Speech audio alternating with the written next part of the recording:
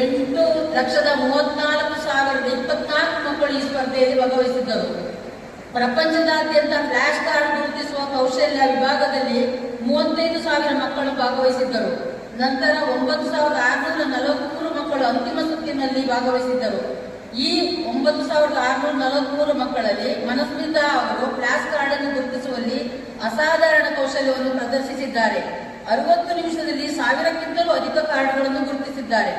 ಅವರ ತೀಕ್ಷ್ಣವಾದ ಅರಿವಿನ ಸಾಮರ್ಥ್ಯವನ್ನು ತ್ವರಿತ ಗುರುತಿಸುವಿಕೆಯನ್ನು ಆಧರಿಸಿ ಸಂಸ್ಥೆಯು ಮನಸ್ಮಿತಾಗೆ 2024ರ ಗ್ಲೋಬಲ್ ಜೀನಿಯಸ್ ಅವಾರ್ಡ್ ನೀಡಿ ಗೌರವಿಸಿದ್ದಾರೆ.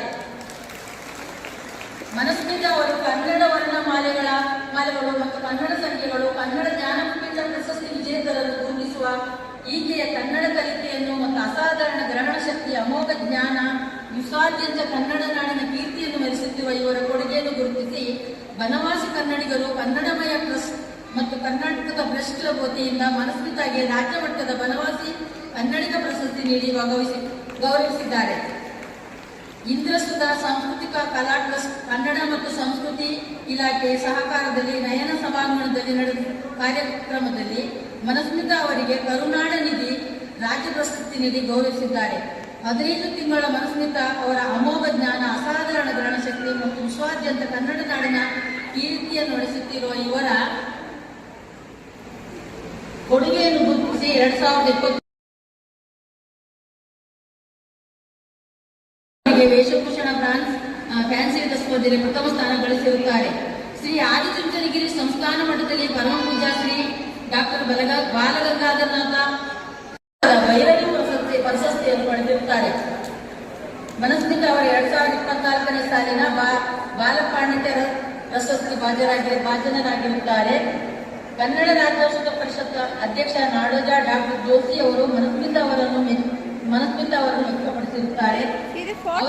ಭಾಜನರಾಗಿರುವ ಶ್ರೀಮತಿ ಪೂರ್ಣಿಮಾ ಸುಧೀರ್ ಆಗೋರು ಇವರ ಪರಿಚಯವನ್ನು ನಿರ್ದೇಶಕರಾದ ಶ್ರೀಮತಿ ಜಂಪಾ ಜಗದೀಶ್ ಅವರು ಮಾಡಿಕೊಡಬೇಕೆಂದು ಕೇಳಿಕೊಳ್ಳುತ್ತೇನೆ. ನಮಸ್ಕಾರ.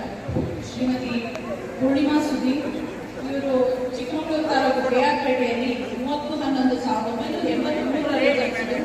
ಸಿದ್ದೇಗೌಡ ಮತ್ತು ಮಂಜುಳಮ್ಮ ದಂಪತಿಗಳ 5 ಜನ ಇವರು ಸಹ ಇವರು ತಮ್ಮ ಪ್ರಾಥಮಿಕ ಶಿಕ್ಷಣವನ್ನು ಕೆಆರ್ಪೇಟೆಯಲ್ಲಿ ಮುಗಿಸಿ ಚಿಕ್ಕಮಗಳೂರಿನಲ್ಲಿ ತಮ್ಮ ಉನ್ನತ ವ್ಯಾಸಂಗವನ್ನು ಮುಗಿಸಿದ್ದಾರೆ. ಇವರು 2008ರಲ್ಲಿ ಆಲ್ದೂರು ಹೋಬಳಿಯ ಚಿಕ್ಕಮಗಳವಳ್ಳಿಯ ಶಾಂತಮ್ಮ ಮತ್ತು ಮಂಜೇಗೌಡ ಮಿತ್ರರಾದ ಶ್ರೀಯುತ ಸುಧೀರ್ ಅವರನ್ನು ಮದುವೆಯಾಗಿ ಆಲ್ದೂರಿಗೆ ಆಗಮಿಸಿದ್ದಾರೆ. ಇವರು 2015ರಲ್ಲಿ ಆಲ್ದೂರಿನ ಪ್ರಥಮ ಪ್ರಜೆಯಾಗಿ ಆಲ್ದೂರು ಗ್ರಾಮ ಪಂಚಾಯಿತಿಯ ಅಧ್ಯಕ್ಷರಾಗಿ ತಮ್ಮ ಒಂದು ಸಾರ್ವಜನಿಕ ಜೀವನಕ್ಕೆ ಕಾಲಿಟ್ಟಿದ್ದರು.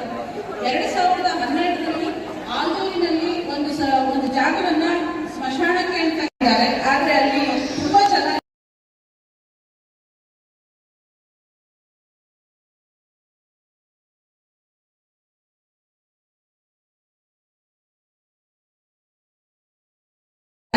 ಅಂತ ಒಂದು